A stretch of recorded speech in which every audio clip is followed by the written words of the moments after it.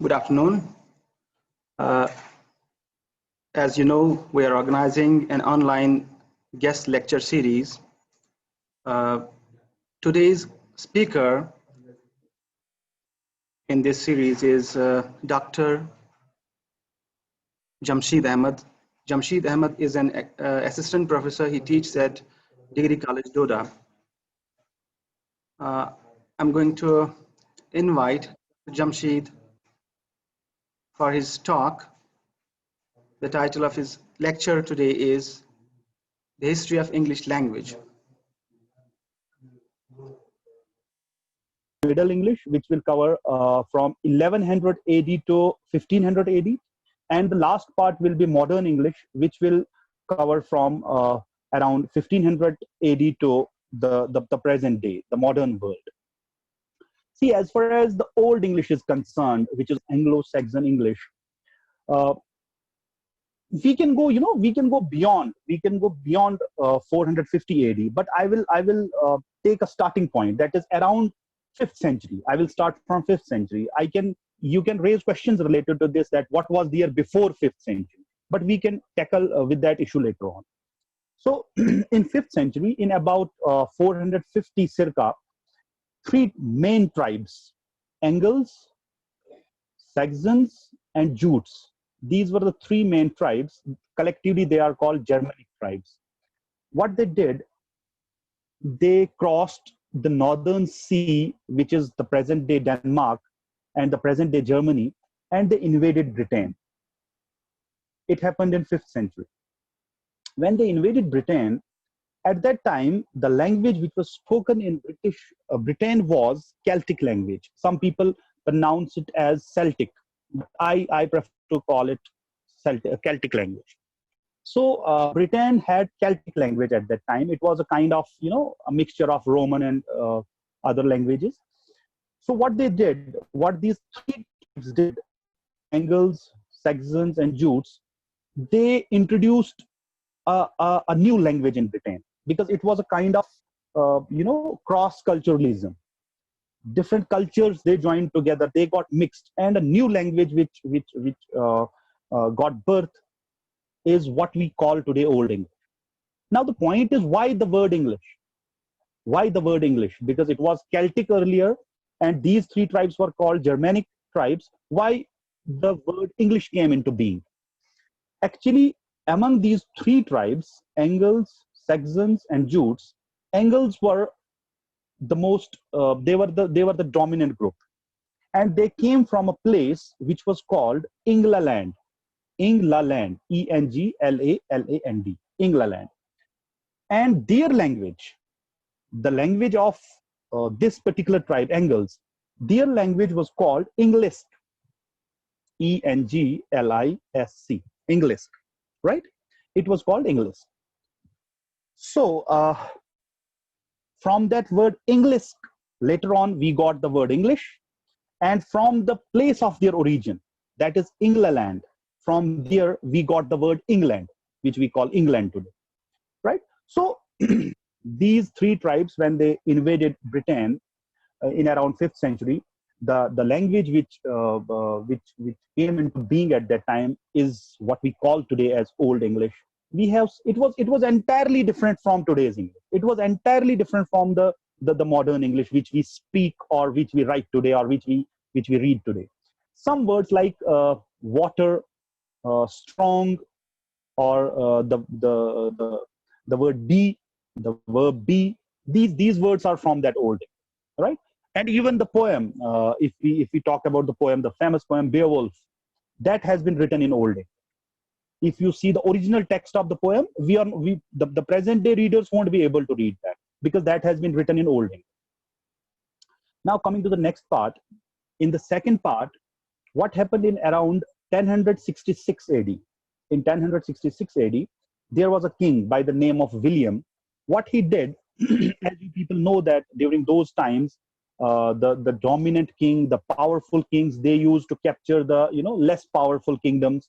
So same happened again. In 1066 AD, William, he was the Duke of Normandy, the king of Normandy. Normandy is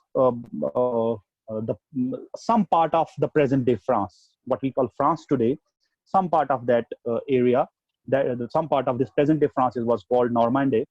So William, he conquered England. He invaded England, and England came into the hands of this William the Conqueror, he was called. They were Normans, because from the place where they came, that was Normandy. So they people who invaded England, they were called Normans. And because Normandy was, like I said, some part of the present day France, French was already there. French language was already there. They brought a new language to Britain, and that new language was French, right? So now what happened there? There was a kind of, again, a clash between two languages. One was the Old English, another was French. Now what happened? Because the king, the courtiers, the royal people, the business class, the ruling class, they were well versed in French. So they started speaking in French. And the people who were from lower strata of the society, they started, they were already, speaking and conversing in Old English language. So now there were two languages: the language of the rich, that is French; the language of the poor, that is English. So thus, this second English, or what we call the Middle English, it is again very different from the modern English which we speak or write today. During those times, Chaucer, whom we call the father of modern English poetry, or father of English poetry, who was born in around 1340. He was born during those times, and he brought a huge change, because he started writing poetry, and when poetry started to be written, the language automatically and gradually started to develop. What happened after that, we will discuss that in the next part, in the modern English part. Some of the words, like I said in the earlier part, some of the words which we use today, they came from the Middle English. Words like liberty, it actually came from French, because the French had a great influence on the then Britain. The word like justice, the word like knife, the word like husband, run, egg, these are some of the words which came from Middle English. So these are the two parts. Now, what happened after some time? In around 15th century, there was a great shift in how we pronounced vowels, how we say words. There was a great shift in that. What is now called the Great Vowel Shift. That is a very different topic that can be discussed some other day. So it was there was a great shift. Now, what is that shift? I can tell you in a few sentences. Earlier, the vowel sound used to be quite, you used to stress it a lot. But during this Great Vowel Shift, what people used to do, they started shortening the vowel sounds.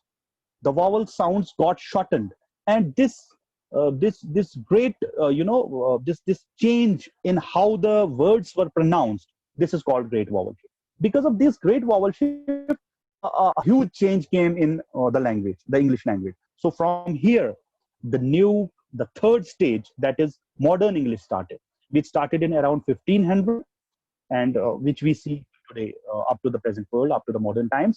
But for the sake of convenience, and for the sake of comprehension, I will divide this modern English into two parts. One is earlier modern English. For that, we will discuss it from 1500 to 1800 AD, and then the late modern part, that is 1800 to the present time, the modern time. So as we people know, that the first newspaper was started in London in 1702. The invention of printing press, which happened in around, I think it was 1476. Shakespeare was born in 1564. Some of these events, and one more event which is very important as far as the development of English language, and particularly the early modern English is concerned, that is the first dictionary, which was, which came into existence in 1604. So these 4 points. One is Shakespeare, who was born in 1564. Another is the start of the first newspaper in London, which was called the Daily Current. It started in 1702. The third important part, invention of printing, 1476, and the first dictionary, 1604. These four important aspects, these four important events in the history of English language, they developed English language in general and early modern English in particular to a great extent, right?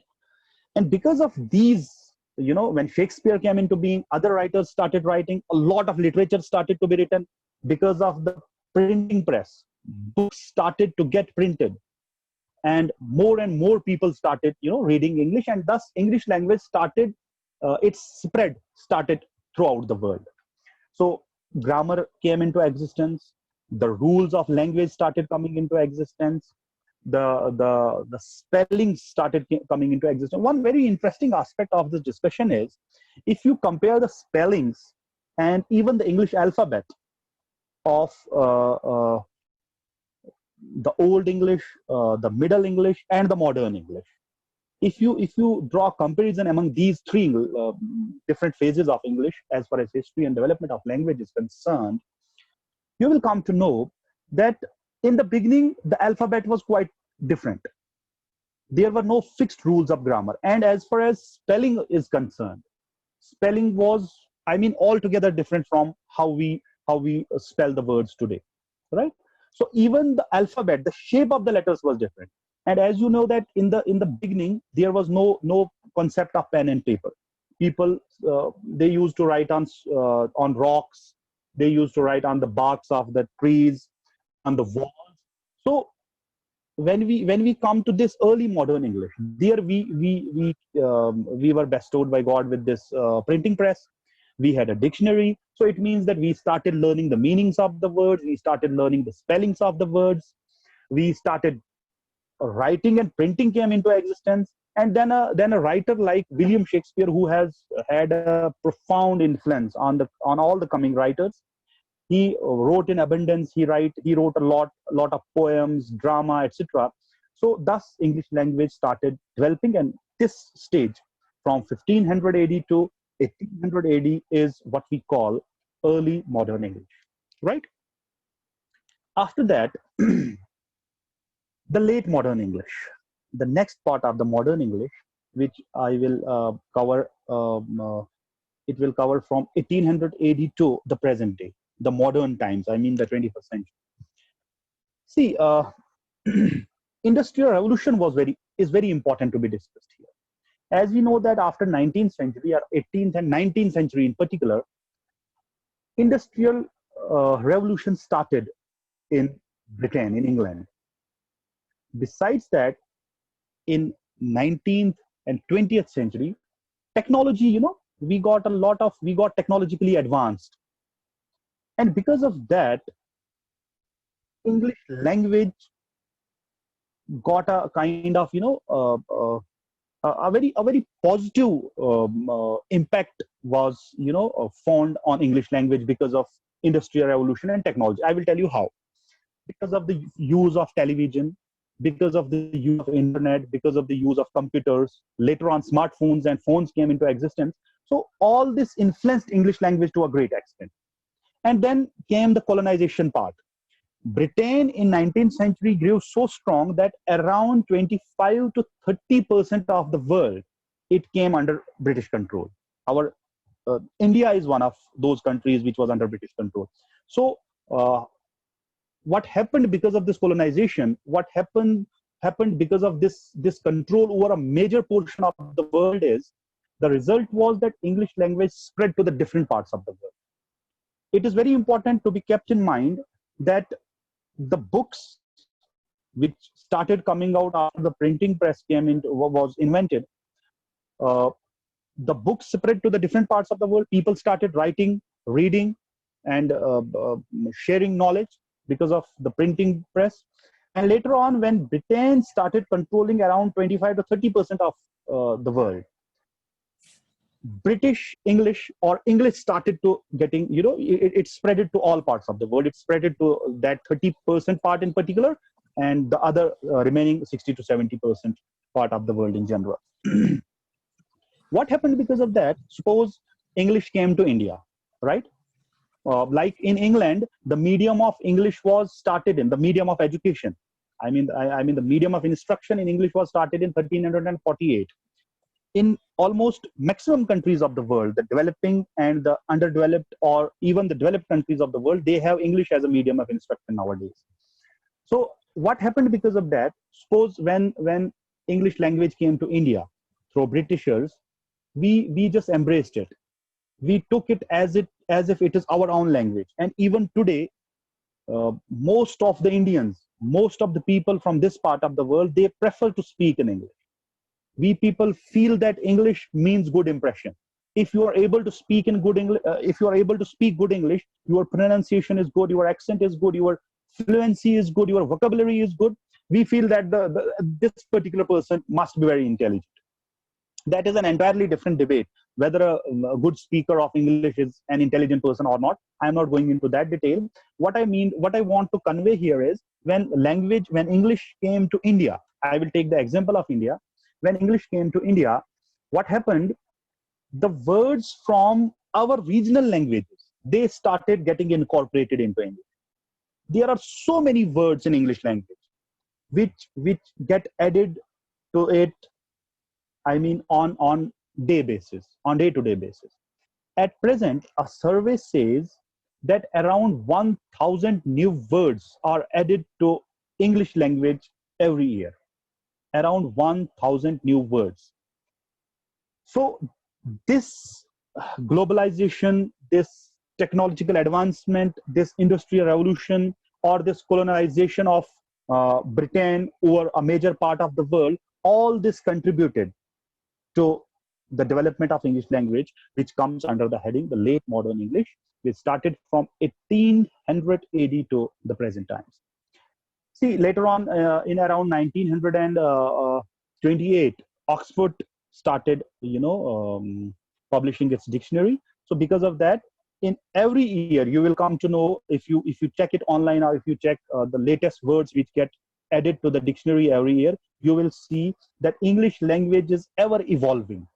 I will give you some words which got recently added in English language. You have the words like selfie. The word selfie is a word which we use when we just click a pic with our front camera. We click our pic. Earlier, this concept was not there in the world. So when this concept came, a new word came there in English language, which we call selfie now. A word like bromance, the love between brothers. Earlier, the word was romance. Now we have a new word which got recently added some 2-3 years ago in English language, which we call bromance. Bro, brother, and romance. From romance we got mans, and from brother we got bro. New word which got introduced in 2020 is this permaculture. The word like freegan, F-R-E-E, free, G-A-N. It comes from free and vegan. Then a very, very, very beautiful and very new word is there in English language, which got introduced in 2020 in 2020 is nomophobia. Nomophobia is the fear of losing your phone, the fear of not being in touch with your phone. So all of us, more or less, we suffer from this, this syndrome, this kind of disease, nomophobia. We are afraid where our phone is. Even during the night hours, if we just get up and we try to see where our phone is. So this is nomophobia. What I want to convey here is, my dear students, it is that a lot of new words are getting introduced. A lot of new words are getting, added up to this treasure of vocabulary of English language. So this all comes under the last part, that is late modern English, which we discussed from 1800 AD to the present world, right? Now, there is one very important aspect which I will just touch. I will not go into the details of that, but that is very confusing for the students in my part of the world. I mean, here in erstwhile district Doda, that is the difference between American English and the British English, right? As teachers of language, Dr. Javed will agree with me, most of the teachers will agree with me, we prefer to stick to British English. We feel that this is the standard English. And the reason for that is, whenever a student asks a teacher, sir, whether I should go with the American English, the American language, the American pronunciation and spelling, or the British standard of language, we tell those students that you should choose British standard, the British English. The reason is because after this discussion, you will come to know that the reason is quite obvious. It is because the English starts from England. It is actually the language of England. Later on, like I said in the last part of my lecture, I said that Britain started making colonies across the world. America was one of the colonies. So English in America was introduced from England. But Americans later on, they started devising their own spellings and pronunciation, and because of their, they grew into a very powerful country. As far as if you compare the present day situation, America is more powerful than Britain. It is more powerful than the UK. So that is why American English is coming into trend. You will see even when you use your computer, when you use your system and you type something, American English is acceptable in Microsoft Word. British English is not acceptable there. You will see a red line coming under a word like color, COLOUR. A red line will appear there. It will show you that your spelling is wrong. It is COLOR, color in American English. Likewise, you will write the word favorite, FAVOURITE. A red line will appear.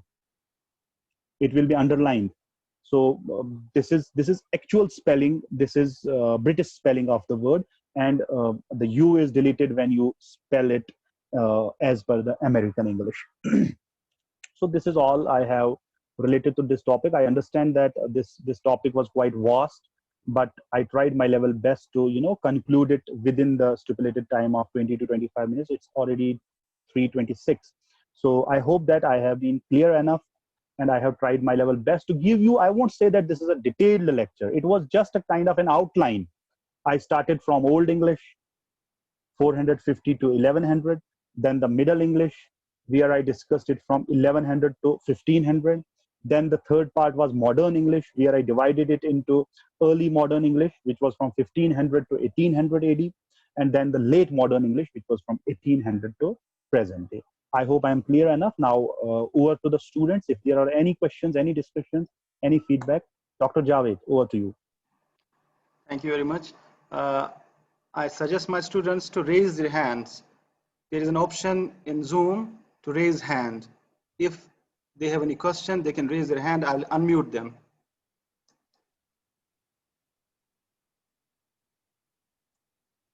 You can raise your hand.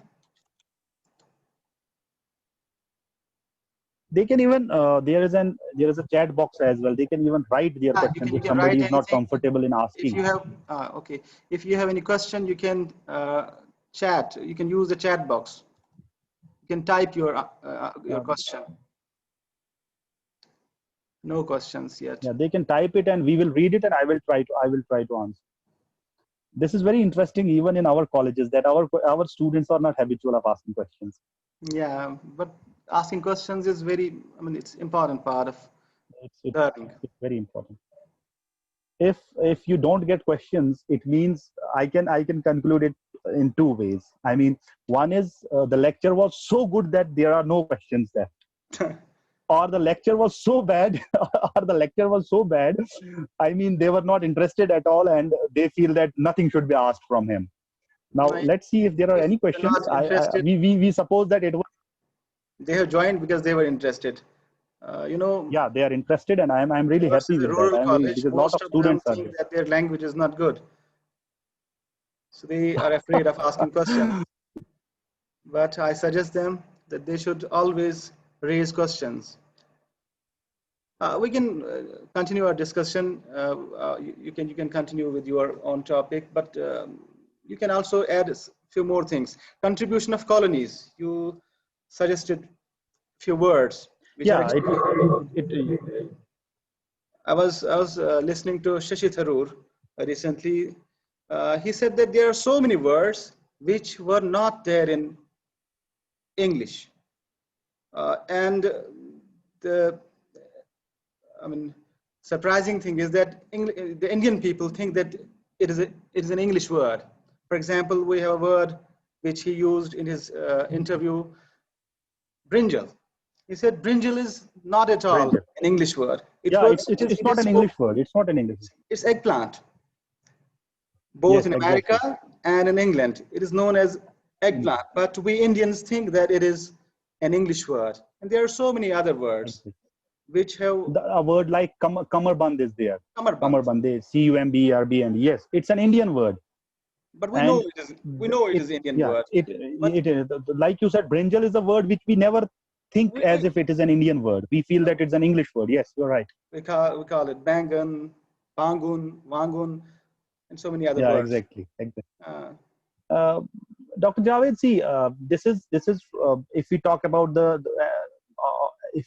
development of English language on international level, even if if you come down to the interstate level or inter-district level. I mean, if you talk about your area, Magam or Badgam, and I talk of my area, Doda district, there is so much of difference when we speak in English in particular, that there are some very peculiar words which you will find in Dodian English only. Like in my part of this Doda, you will see we people don't say window, WINDOW. They don't say window. They say window. Window. It's actually also in Jammu. Yeah. They it happens in Jammu, and you will see there is a lot of confusion in that. The meeting no longer has the time limit. No, you can continue. Interesting, actually, we have this this English language. This is the good thing about English. The best thing about English language is that it embraces all the languages of the world in itself. Like I said, as far as I think it's better to answer this question. The question is from Saqib Farouk. He asks, sir, why was French called the language of the rich and English as language of the poor? Exactly. This is a very good question. Saqib, thank you for your question. I will try to give you an answer to this. You can further read the answer from other sources as well. Like I said, when William of Normandy, like I said, that Normandy was that geographical part of the world which we called present-day France, right? So French language was already there, right? So when William of Normandy, when he invaded Britain, right? Now, when the king invaded Britain, he used to speak French. His courtiers, his ministers, the people who were around him, the royal people, the rich people, because only the rich and the powerful people will invade, obviously. So the rich people, when they established themselves in Britain, in England, they were all well versed in French language. So they started talking in French. There is one more answer to this question. We have our own situation currently. Why do we prefer English or our own languages? Because it's the language of the powerful.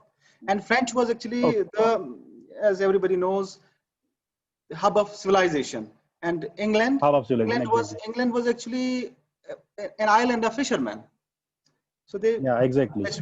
Most of the people were poor there, so they preferred, because the English language was already there. So the royal people who were around the king, who were the ruling class, they spoke in English, in French, and the other people who were from the poor background, who were already there, like the Dr. Javed said, they were mostly fishermen there because it was an island nation. So they spoke in English language. So that is why English was called the language of the poor, and French was called the language of the rich, or the ruling class, or the royal class.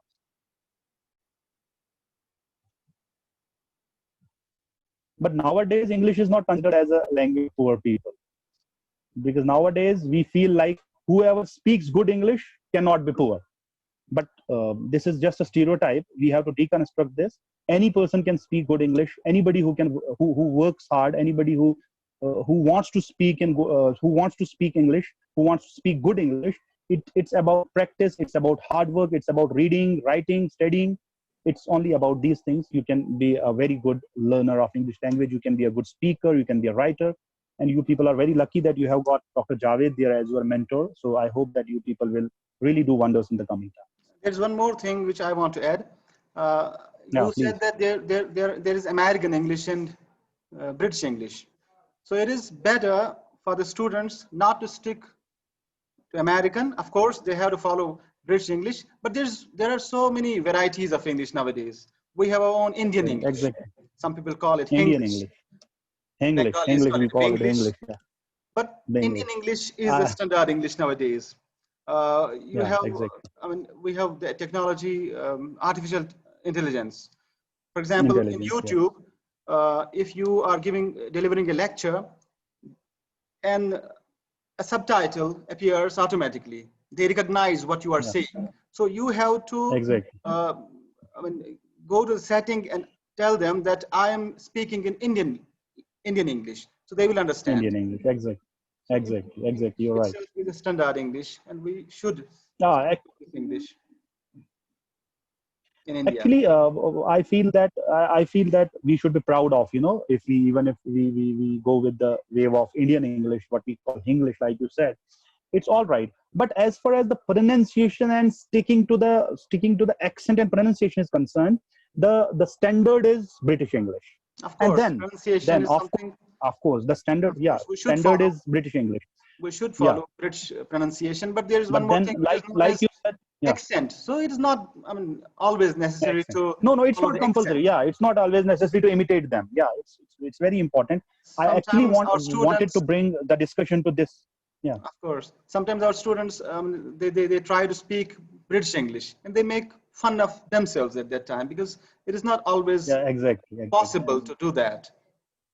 It becomes a laughable stock, our students in particular. So it's better to speak good English with good pronunciation in your own accent. Good I mean, I am vocabulary. from Doda. My accent will be obviously different from Dr. Javed's accent. And somebody from South, somebody from Northeast, their accent will be obviously different. We don't need to, get overburdened because of this accent issue. As long Pronunciation is as very we are important. understood, we are being understood. Yeah, Or we we are being understand their understood, and language.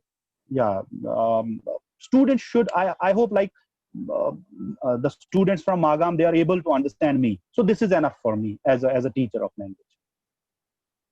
Of course. So thank you very much, Dr. Jamsheed. It was a very good lecture. There are some, okay. Shabnam Fayaz is saying that thank you, sir, for this lecture. Thank you so much.